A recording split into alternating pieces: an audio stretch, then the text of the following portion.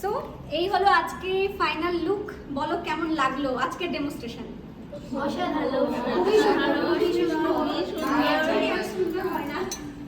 ওদের নাও কি বলছে? একদম ক্লায়েন্টরা এটাই চায়, এরকমই একটা লুক দেখলাম তো খুব মানে স্যাটিসফাইড লুকটা দেখে আমরা লাগলো আর খুব ভালো লাগলো, খুবই সুন্দর।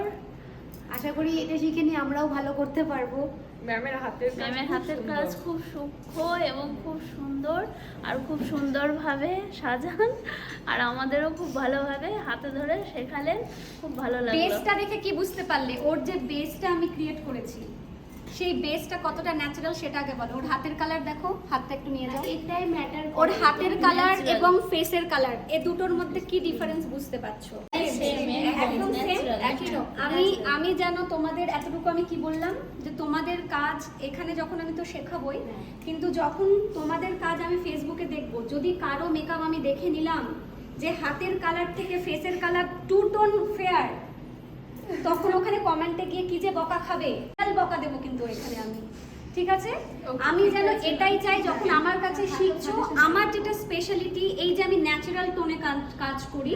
ঠিক আছে? মানে মেকআপ মানে এটা নয় যে একদম থোপে দেওয়া উগ্র মেকআপ না, মেকআপ মানে এটা হচ্ছে তোমার যে বিউটিটা, সেই বিউটিটাকে তুমি এনহ্যান্স করো।